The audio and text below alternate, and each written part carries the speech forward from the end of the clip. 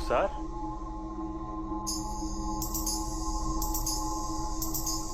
रुखसार,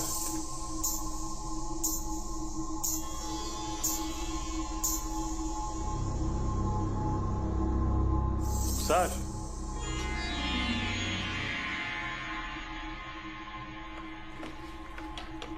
रुखसार,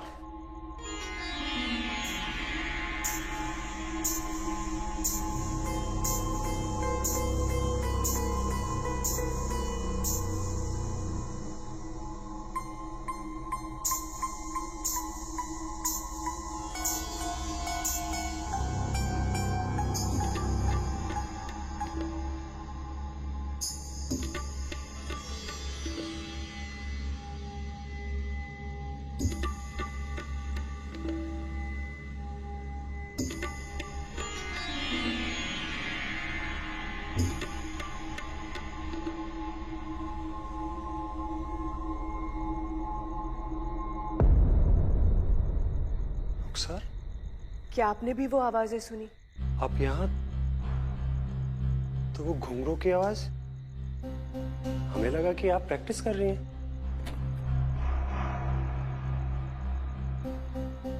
नवाब साहब, वो घुंघरू की आवाज आ रही है, हाँ मैंने भी सुनी। लेकिन कहाँ से आ रही है ये नहीं पता। आप आराम कीजिए, मैं देखता हूँ। जी शुक्रिया।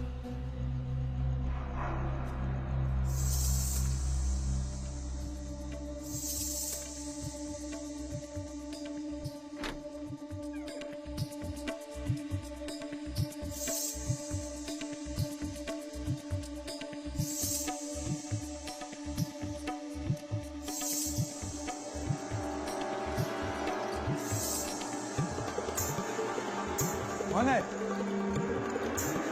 अंदर कैसे घुस आई?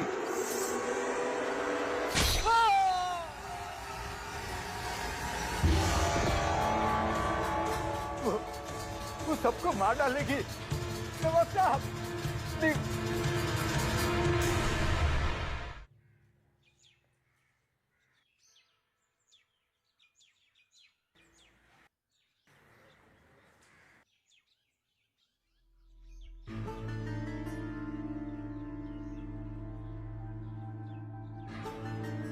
नसीबा महल, चलो।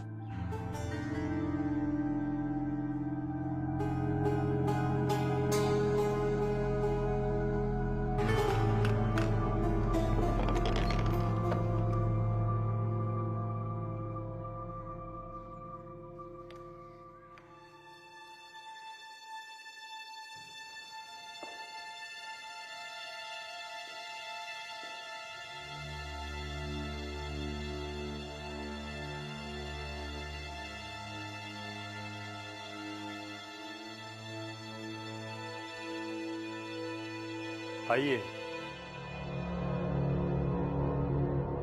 शफीक अली,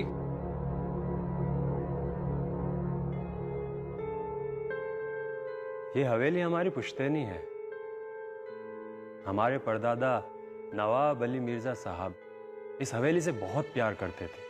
किसी जमाने में इसकी महफिलें बहुत मशहूर हुआ करती थी। खैर, कुछ साल पहले हमारे अब्बा हमें दुबई ले गए। हम वहीं पे पले बड़े। हमारा निकाह भी रुखसार के साथ में वहीं हुआ और हमारा बेटा आदिल, वो भी वहीं की पैदाइश है। हमारी बेगम और हम अक्सर इंडिया आने की बातें करते थे। हमारी दादा की डेथ के बाद ये हवेली बंद थी और आदिल भी बड़ा हो रहा था, तो हम दोनों ने सोचा क्यों ना आदिल को कुछ साल इंडिया में बड़ा किया जाए। और इसलिए आप अपनी पुश्तैनी हवेली में रहने के लिए चले आए? जी, इनफैक्ट हम नवाब हैं और हम यहाँ आना भी चाहते थे। इस हवेली को सड़ने से बचाना चाहते थे। लेकिन जिस रोज हम यहाँ आए उस रात को कुछ अजीब सी चीजें हुई। यहाँ सेंट्रल हॉल से कोई घुंघरू की आवाज सुनाई दी। उधर क्या हुआ है ये देखने के लिए हमारा चौकीदार वहां गया तो उसका कत्ल हो गया। हम सब लोग बहुत परेशान हैं। लोग कहानियां बना रहे हैं और इस शहर के सभी लोग बातें कर रहे हैं कि इस हवेली में कोई बुरा साया है। हमारी बेगम एक पल भी यहां रहना नहीं चाहती। आप प्लीज दोनों इस मिस्ट्री को सॉल्व कीजिए। लेकिन एक सच्चाई हम आपको बताना चाहते हैं कि हमें पुलिस वालों से कोई उम्मीद नहीं है। कल रात को हमने उन्हें फोन किया तो उन लोगों ने यहाँ आने से साफ इनकार कर दिया। इनकार कर दिया? जी, अब आप भी बताइए कि हम अपने ये खानदानी महल को कैसे छोड़कर जाएं, कैसे भाग जाएं यहाँ से? उन्होंने कोई वजह बताई यहाँ पे आने से इनकार करने की? विक्रांत जी, अगर वजह पता होती तो हम बता देते आपको। ठीक है शफीक साहब, आप चिंता मत कीजिए, अब हम आ गए तो इस मसले का हल जरूर निकालेंगे।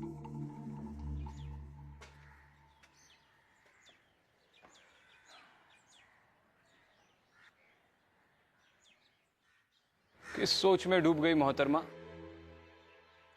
सोचने वाली बात है। 50 साल से ये हवेली सिर्फ इसलिए बंद पड़ी थी क्योंकि लोगों को लगता है कि यहाँ पे आत्माएं रहती है। पहले इंसानों पे शक करें। आत्माएं तो पिछले 50 सालों से यहाँ पर रह ही रही है, वो कहीं नहीं जाएंगे। शायद कोई इस हवेली पे अपना कब्जा जमाने के लिए ये डर फैला रहा है। वैसे भी ये लोग अचानक दुबई से आकर यहाँ पर बस गए। मुझे लगता है मुझे नवाब की फैमिली से बात करनी चाहिए, स्पेशली उसके बच्चे से। शायद वो कुछ जानता है। अकेली फैमिली है, डरी हुई है। बातचीत कर लो, थोड़ी देर तुम उनके साथ रहोगी तो उन्हें महफूज फील होगा। मैं पुलिस स्टेशन जा रहा हूं, कोई लीड मिलेगा तो कॉल करना।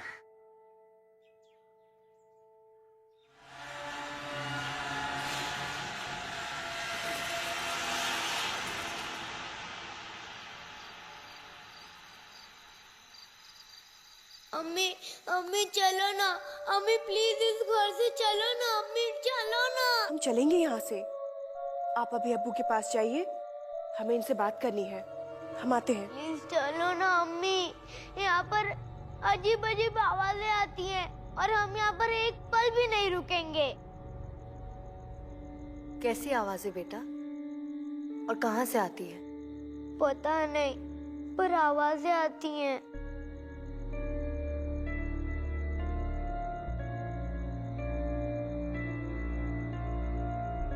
आप नवाब से की बातों में मत आइए, वो बहुत बड़ी गलती कर रहे हैं। इस हवेली में कुछ है, कोई है, बस हम यहाँ रहना नहीं चाहते। हम इन्हें छोड़ के आते।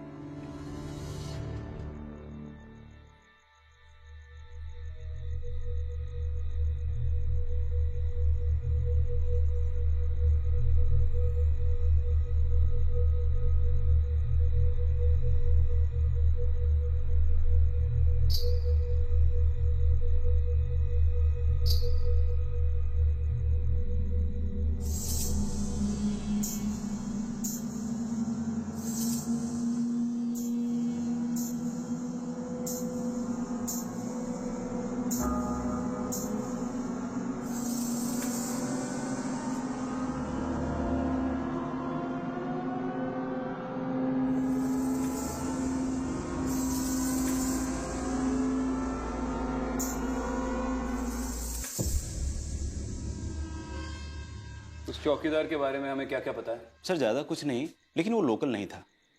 मेरठ से आया था नौकरी ढूंढने। अभी 10 दिन पहले उसे नौकरी पे रखा गया था। अफवाहें सुनकर वह डर गया था, इसलिए रात में हवेली नहीं जाता था। लेकिन नवाब साहब के आने के बाद उसे पहरा देने के लिए हवेली जाना पड़ा, और सर उसी रात उसकी मौत हो गई।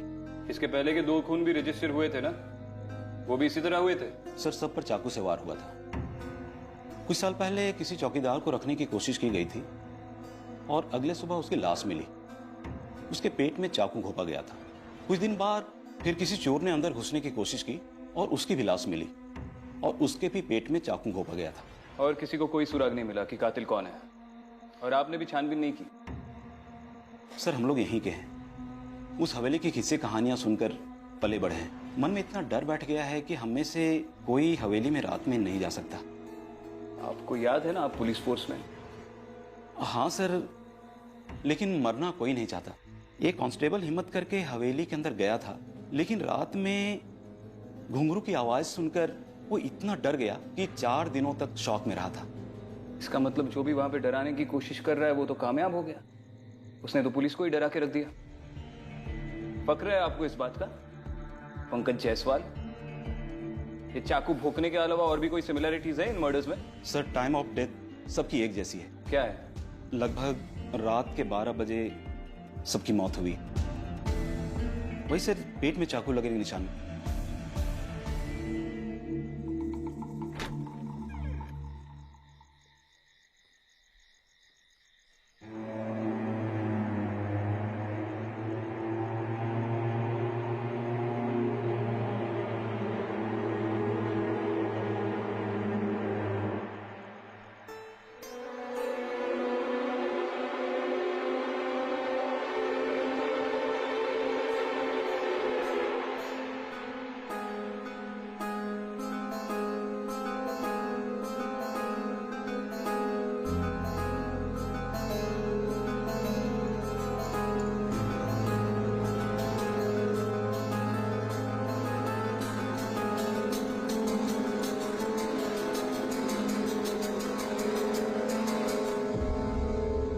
डरो मत, मैं ही हूं।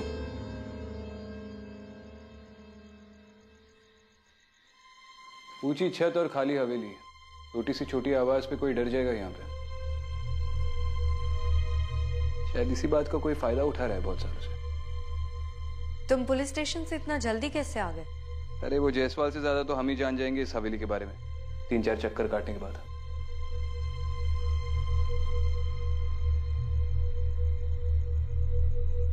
तबला और सारंगी को देख के लग रहा है कि इन्हें आज भी कोई इस्तेमाल करता है।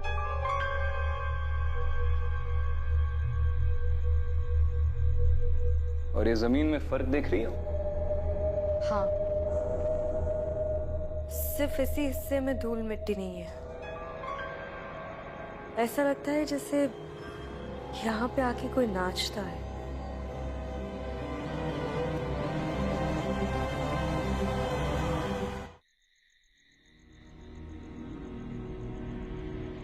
शफीक जी, आज रात को हम आपके हवेली के बाहर ही रुकेंगे।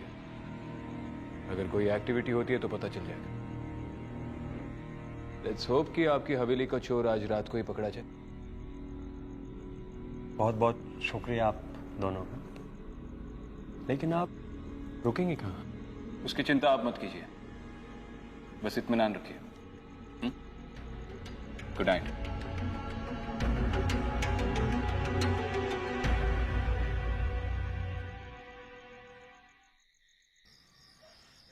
तो क्या लगता है तुम्हें, इन सब के पीछे कौन होगा? कोई इंसान या? पता नहीं, लेकिन आज रात को पता चल ही जाएगा। 12 बजने वाले, अभी तक तो कोई अंदर गया नहीं, तो अंदर चलकर इंतजार करते हैं।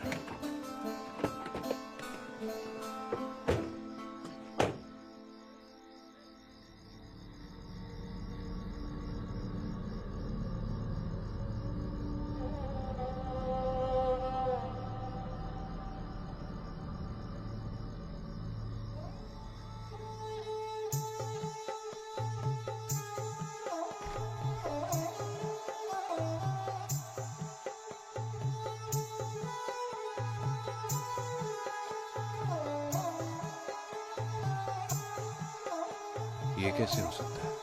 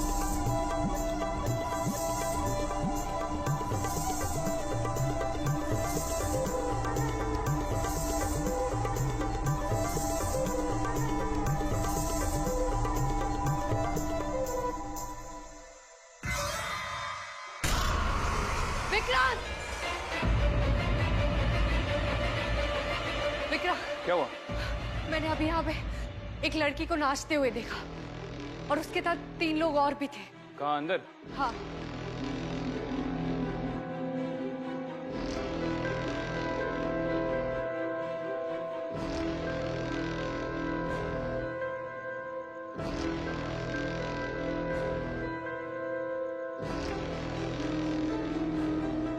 अंदर तो कोई भी नहीं है और इतनी जल्दी तो कोई छुप भी नहीं सकता। विक्रांत वो इंसान नहीं थे, वो आत्माएं थी।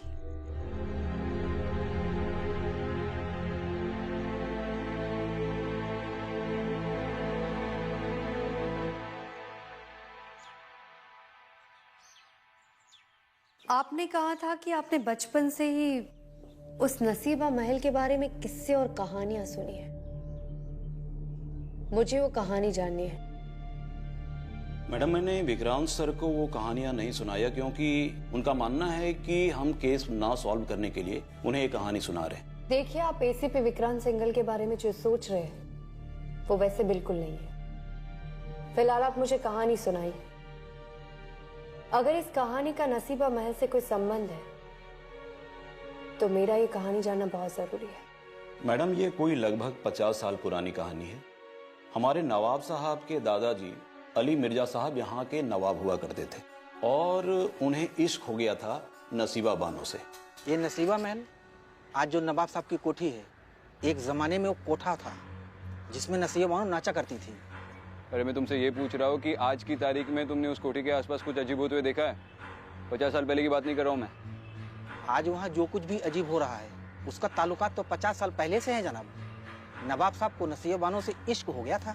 नवाब साहब नसीबा से निकाह नहीं कर सकते थे क्योंकि वो तबायब थी, लेकिन नसीबा ने ठान ली थी कि वो उनकी बेगम बन के रहेगी, चाहे दूसरी ही सही। लेकिन नवाब साहब ने साहब कह दिया कि कोठे की तवायफ उनकी बेगम नहीं बन सकती और वो वहां से चले गए।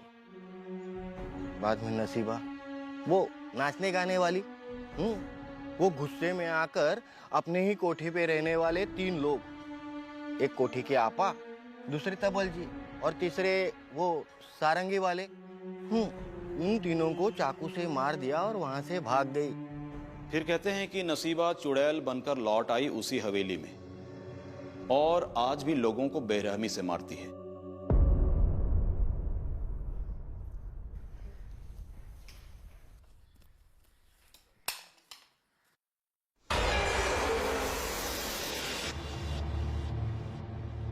अम्मी, कहाँ हैं आप?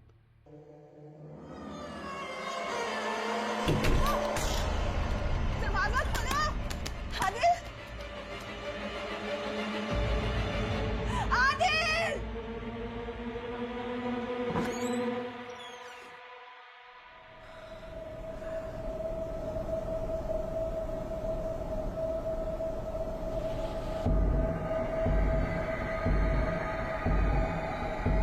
आदिल, आदिल।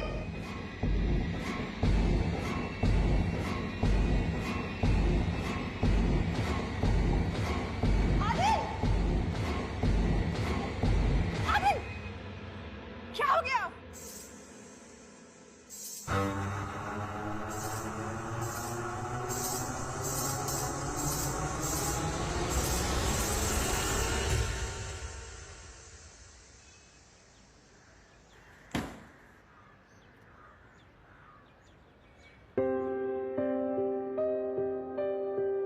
शफीक भाई, आप हवेली छोड़कर जा रहे हैं? हाँ, वो बेगम और आदिल की सेहत के लिए एटलीस्ट कुछ समय के लिए तो जाना ही पड़ेगा। देखिए शफीक भाई, मेरी शहर में बहुत से लोगों से बात हुई, सिर्फ डरावने किस्से और कहानियां सुनने को मिली, सारी अफवाहें। देखिए, उन आवाजों को हमने अपने कानों से सुना है। हमारी बेगम और आदिल ने बहुत कुछ सहा है और उस चौकीदार को भी अपनी आंखों से मरते हुए देखा है। एटलीस्ट उसे एक वहम कहकर हमारी तौहीन तो मत कीजिए। बिल्कुल नहीं, मेरा वो मतलब नहीं था। देखिए, मैं मानता हूं कि आपने चीजें देखी है और आवाजें सुनी है, उस पर कोई शक नहीं है मुझे, तो शायद कोई चाहता हूं कि आप ये आवाजें सुने और चीजें देखें। आपको किसी पर भी शक है जो शायद इस हवेली पर अपना हक जमाने की कोशिश कर रहा हूं, या चाहता हो कि आप इस हवेली में ना रहें? देखिए, कोई भी बिल्डर इसके बीच में नहीं पड़ सकता, क्योंकि कुछ साल पहले मैंने खुद इस हवेली को बेचने की काफी कोशिश की है, लेकिन किसी भी बिल्डर ने इसके पास तक आने से इनकार कर दिया था। कोई फैमिली मेंबर इंडिया में? हाँ, हमारा एक चचेरा भाई है, अब्दुल्ला। हम तीनों के अलावा हमारे खानदान में बस वही एक बाकी है।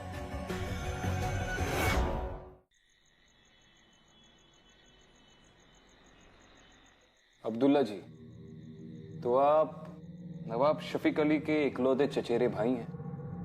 जी, और हमें इस बात की खुशी है कि भाईजान, भाभी जान और आदिल को लेकर यहाँ चले आए, वरना यहाँ तो हमारा अपना कहने वाला कोई था ही नहीं। जी, एक तरह से तो आपके लिए अच्छा ही हुआ, लेकिन अब आप अपनी सारी प्रॉपर्टीज पे हक कैसे जमाएंगे? अगर शफीक ना होते तो आप ही नवाब होते। देखिए, एक तो हुकूमत का जमाना गया, भाईजान भी अब सिर्फ नाम के ही नवाब हैं, और रही बात प्रॉपर्टी पर हक जमाने की, तो आप देख सकते हैं कि खुदा का दिया सब कुछ है हमारे पास, और फिर हमें और किस प्रॉपर्टी की ख्वाहिश होगी? नसीबा महल?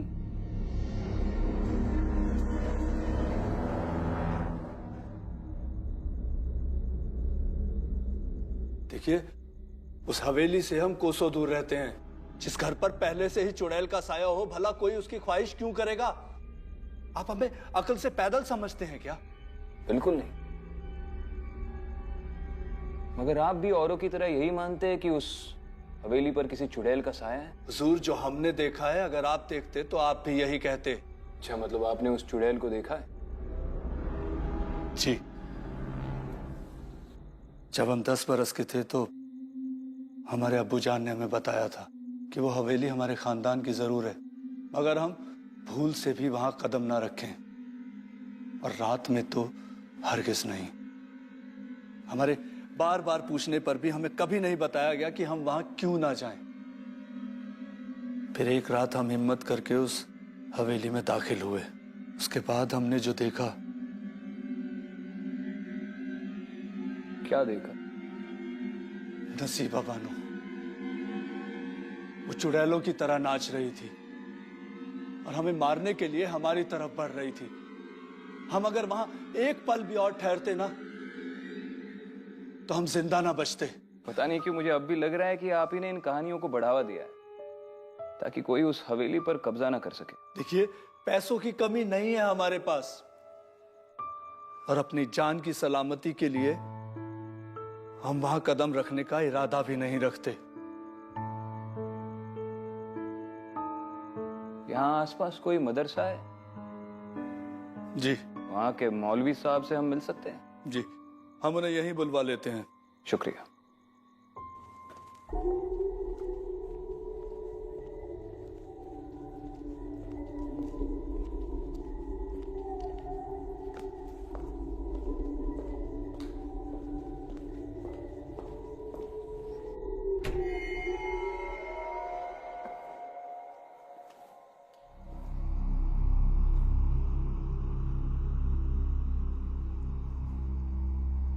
मिस्टर शफीक,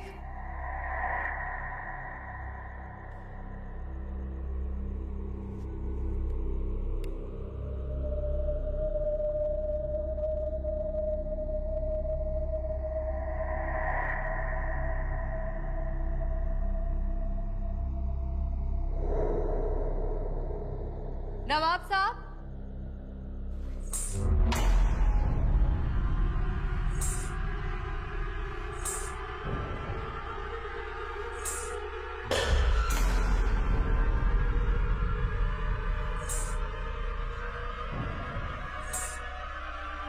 कौन हो तुम? क्या चाहती हो तुम?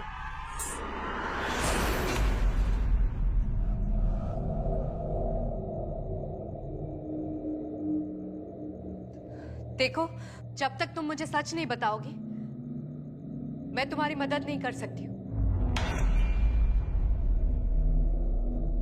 नसीबा,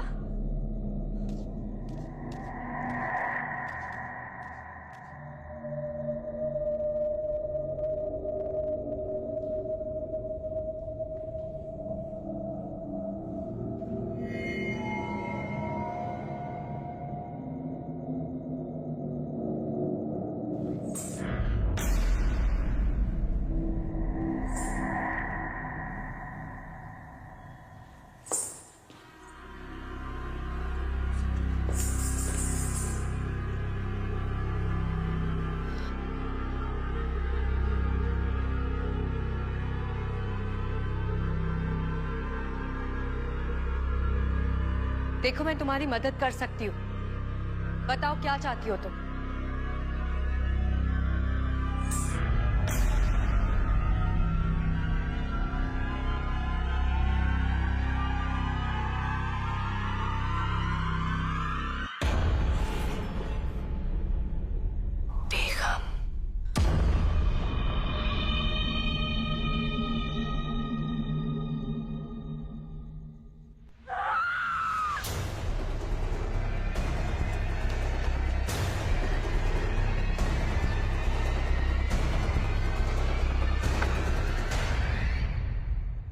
मौलवी जी, हमारे बुलाने पे आप आए, इसके लिए शुक्रिया। जी बहुत शुक्रिया। कहिए क्या खिदमत कर सकता हूँ मैं आपकी? जी, मैंने शहर में बहुत से लोगों से नसीबा बानो के बारे में किस्से सुने, लेकिन वो सब लोग तो वही बोल रहे हैं जो वो सालों से सुनते आ रहे हैं। कम से कम आप तो हकीकत जानते होंगे कि 50 साल पहले क्या हुआ था। देखिए, अगर लोग कह रहे हैं कि नवाब साहब को नसीबा से इश्क हो गया था तो बेशक ये सच है, और अगर वो ये कहते हैं कि नसीबा को भी नवाब साहब से मोहब्बत हो गई थी तो बेशक ये भी सच है। अरे भाई, भरी महफिल में नवाब साहब ने अपनी शाही अंगूठी नसीबा को पहनाई थी और ऐलान किया था कि वो उससे निकाह करने वाले हैं। नसीबा फूले नहीं समा रही थी, वो कहती फिरती थी कि नवाब साहब मेरे होने वाले शोहर हैं। हाँ, मगर लोग तो कहते हैं कि ये सब अफवाहें हैं, ये सब बकवास है। नसीबा तो यहां तक लोगों से कहती थी कि मैं छोटी बेगम बनने वाली हूं। मैं छोटी बेगम हूं और इसीलिए नवाब साहब ने उस महल का नाम नसीबा महल रखा था। लेकिन अगर वो इतनी खुश थी तो 3 लोगों को मारकर फरार क्यों हो गई?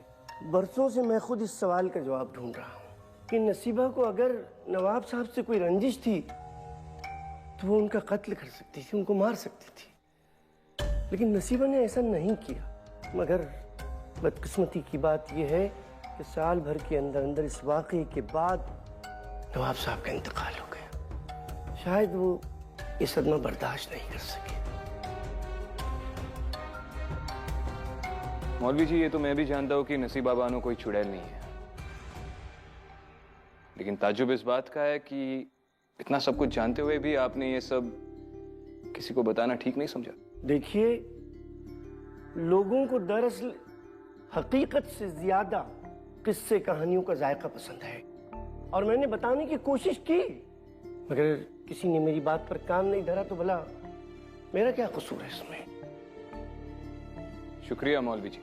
जी।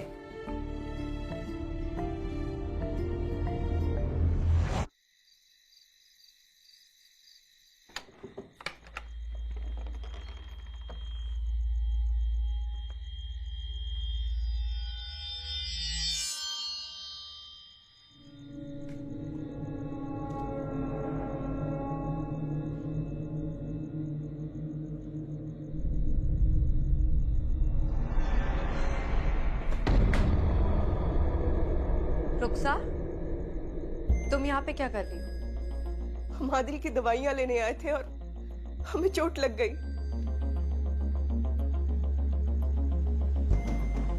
क्या खुदा, ये क्या हुआ? इस हवेली में रहना खतरे से खाली नहीं है। तुम लोगों को यहाँ से निकलना होगा। चलिए आइए। चलो जल्दी से।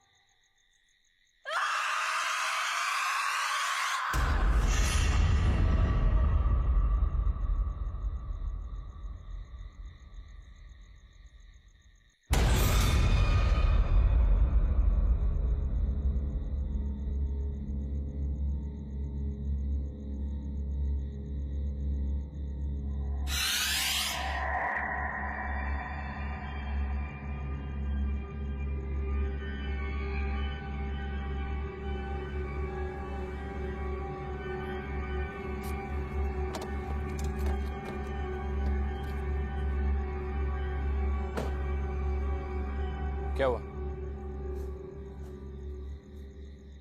उस रात उस कमरे में मैंने जो देखा था वही आज मैंने फिर से देखा। हर रात उस कमरे में उसी पल को दोहराया जा रहा है। मतलब? विक्रांत, मुझे लगता है कि नसीबा के कोठे में जो 3 लोग मरे थे उसमें और नसीबा के गायब होने में नवाब साहब का हाथ है। ये तुम कैसे कह सकती हो? मैंने तुमसे कहा था ना, उस रात नसीबा मेरी तरफ भाग के आ रही थी, लेकिन उसने मुझे तो देखा ही नहीं। वो उनकी तरफ भाग के जा रही थी जो उस वक्त दरवाजे पे खड़े थे, नवाब साहब। तुमने नवाब साहब को पहचाना कैसे? ठीक से देख नहीं पाई, चेहरा तो बिल्कुल नहीं देखा, लेकिन 1 सेकंड के लिए मैंने किसी को शाही कपड़ों में देखा था, इसीलिए मुझे लगता है कि वो नवाब साहब ही थे। और ये नवाब साहब को हम एविडेंस में कैसे पेश करेंगे? पूछ रहा हूं। विक्रांत, प्लीज मेरी थ्योरी पे भरोसा करो। मजाक कर रहा हूं। मुझे वापस हवेली में जाना होगा।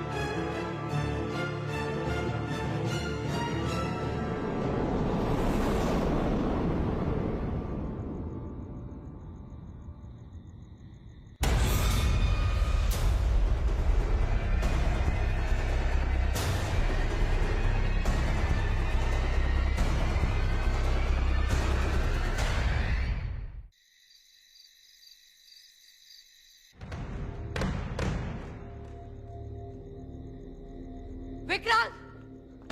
विक्रांत! क्या हुआ? विक्रांत, हमें जल्दी से इस दीवार को तोड़ना होगा। क्यों? नसीबा इस दीवार के पीछे है। क्या? तुम्हें कैसे पता? वो सब मैं तुम्हें बाद में बताती हूँ, लेकिन अभी हमारा इस दीवार को तोड़ना बहुत जरूरी है।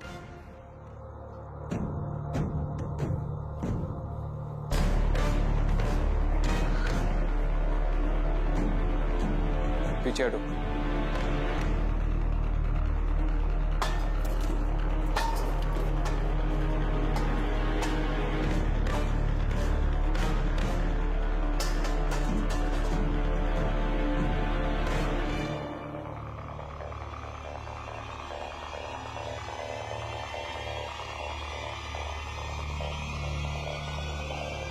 ये नसीबा है।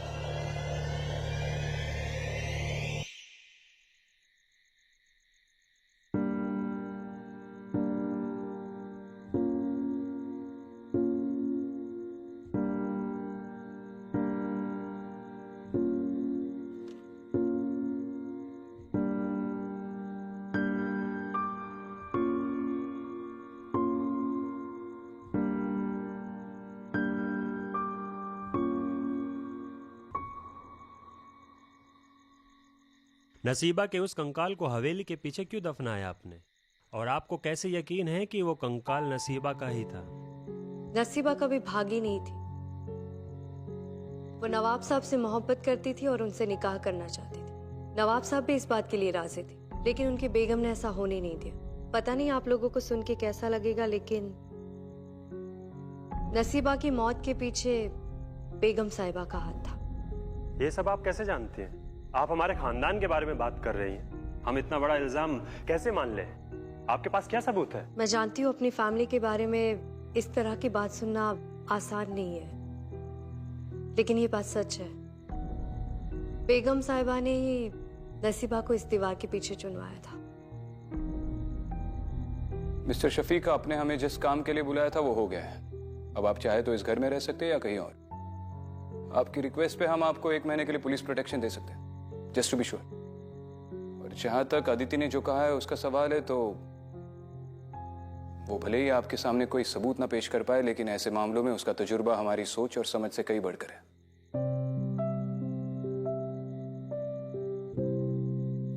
आई थिंक ये लोग सही कह रहे हैं, हमें यहाँ से चले जाना चाहिए।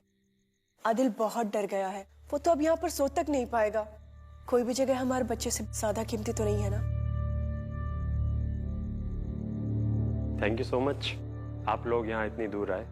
और आगे क्या करना है ये हम सोच समझ के डिसाइड करेंगे विद टाइम। लेकिन आपको एक एडवाइस देना चाहूंगी। असल में ये नसीबा की हवेली है। अगर वो जा चुकी है तो दोबारा लौट भी सकती है।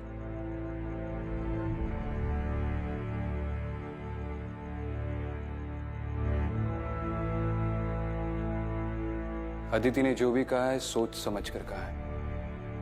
अब इसे मानना या ना मानना आपकी मर्जी है। ख्याल रखिए।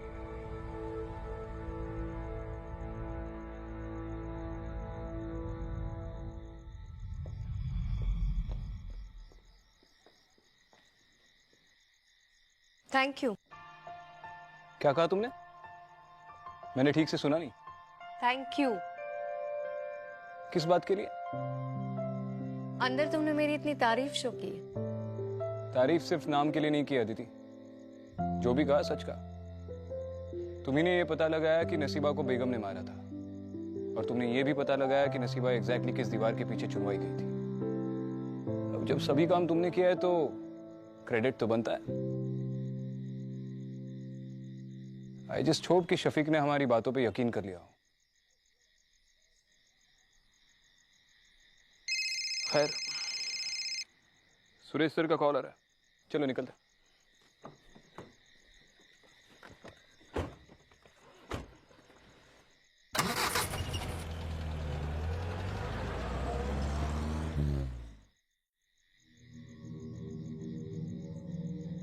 चले, आदिल अंदर कार में सो चुके हैं।